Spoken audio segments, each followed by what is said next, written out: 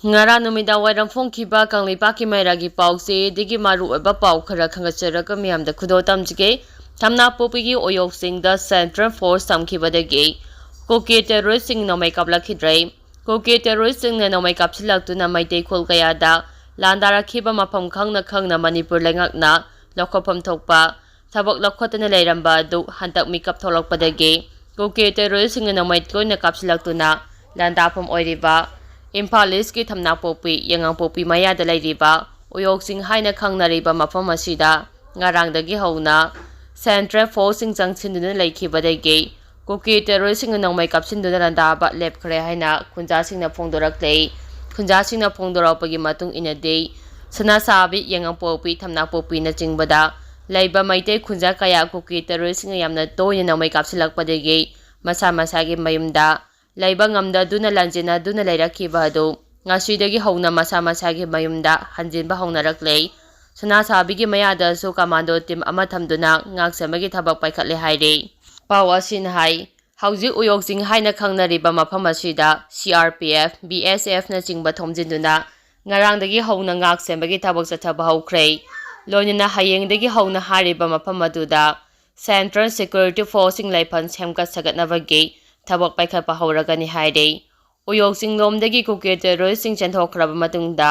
haujik sana sabigi mamang thangba sarukta leiriba natumsing amadi urangpat hariba singgi saruksing asida koke metal sing changsinduna leirei hariba mafam asida mass combing operation chathaduna koke terroristing takhoktaba tarabade makhatana nomai kapsilaktuna landarakpagi thajaba yamna nakna lei hairei makatarakpa pauda Surjampura amadi Tamenglong district tagi khulai kaya marum phagalei Surjampur district ki manungchana leiba Mauram village security ki apumba combined team amana ngarang thiba hombagi thabak sathabada khulai paiba singalo sinana thamlamba oigani haina chingnaba khulai kaya phaga pangamkhrei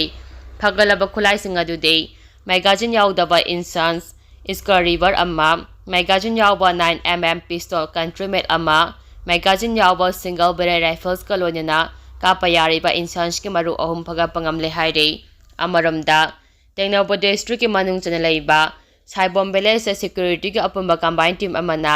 ngarang thiba homagi thabak chathaba matamda so lotsinuna thamlamba khulai kaya phaga pangamkhrei phagalaba khulai singadu de magazine yauba 303 rifles ani 12 bore gi single barrel gun amma pompi gun amma IED turret hand grenade manga Pompi maru manga detonator nifo kapayariba maru hompo mine detonator ahom Motorola radio set amagalonina chaja manga phaga pangamlei phagalaba khulai singasi mari leinaba police station da khusina khre haire makha tarak poina pandam pause digi maru ba pau khara khangacharaga miyamda khudo tamjige kumja lesing aniga subna kunga homdoida Manipur da lalhoubaga mari leinaba thoudok wathok adukki matik hengtlkhi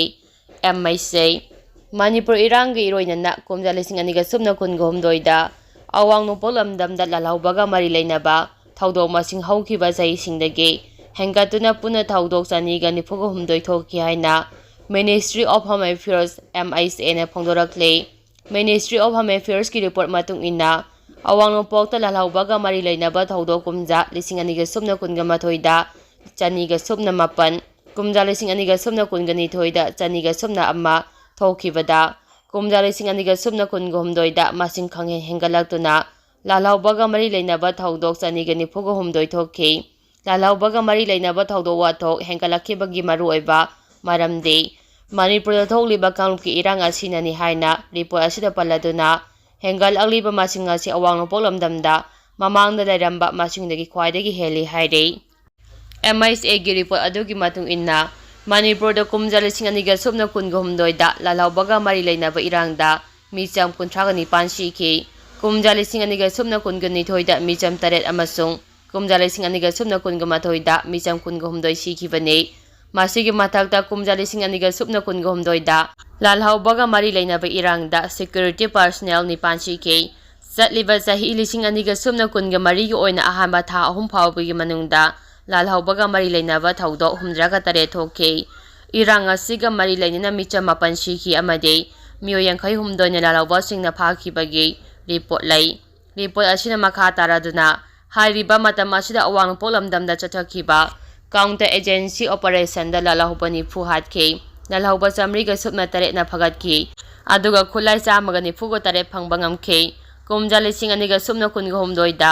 awang post state singi tunga tongamba lala harup singi apumba kadar lising ama sangwaga mogdraga manga lengak to nongmai samri ke yangkhai ga mapan hen baga lonyana changjarak tuna mahausa gi punsida halaki haide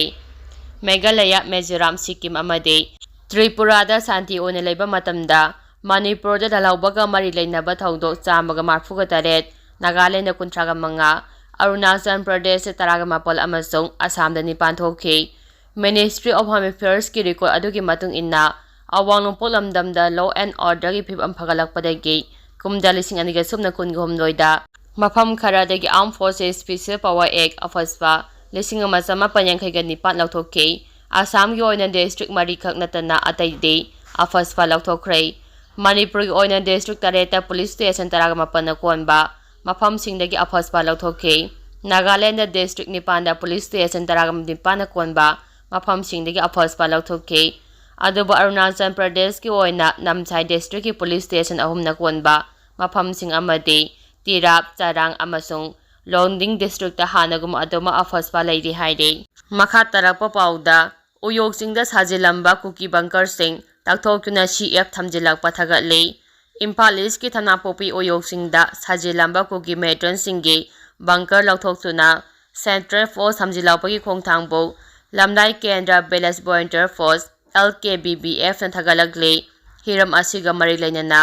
sabuk khongda leiba luba sigi loisangda pangtopa paumi singa unaba amada luba sigi medical department ge head W Birena hai irang haurakpadagi maikei asomna leiriba mafam singda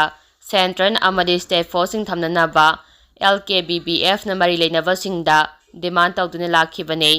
adubu thenglabasu thenga thabakta onthokpirapagi damak Manipur gi chief minister amadi mari leinaba minister lamlai kendra gi MLA KS Ibomsa amadi Imphal East district ki SP bu lupa sigi maikei degi thagatle ngarang degi hauna chingsang pareng asida central force samlapaga mari leinana mahang hai khongthang asina yangang popi chana sabi thamna popi amade santi khomala singba maitai khol singda kuki metan singna tatna landa duna lakhiba do lephanbada mateng oiragani loinana Manipur gi apumbagi saktam kannaba chief minister na changchilaba khongthang khudimakta lupasina mapum phana sawakani haibaga loinana kanagamba miyoi kharana LKBBF fu kanglup amaga chaminaba manba maungda lan uhanaba honariba sitawigano lobasi Manipur dagi narco terrorist maru phangna muthanaba honabada mateng pangduna lakpa lup amani haina phongdokhi makha tarakpa pauda sel laudna kuke terrorist inge post security force sinathokre haibagi wahauda irang thokhrei koki MP kampopina lupa lakh tara charaga saiboda leiba koki terrorist inge post security force da sinathokre haibagi wahauda azawi irang ama thokle haide cyber post asi koki terrorist inge strategic post amani masi phawraga atoba post sing da maitei singi mathakta chathaba langi khulai amadi mathau taba polam khudimak loina puthok pusin tawriba mafam amani cyber post security force sinakhi ba haiba se lemhauriba kuki ge terrorist post singe logistic line su takle loina khulnga pagi thabak su kuki MP na tawro kuki balance by interest sing na tawroi hana lauthokre haide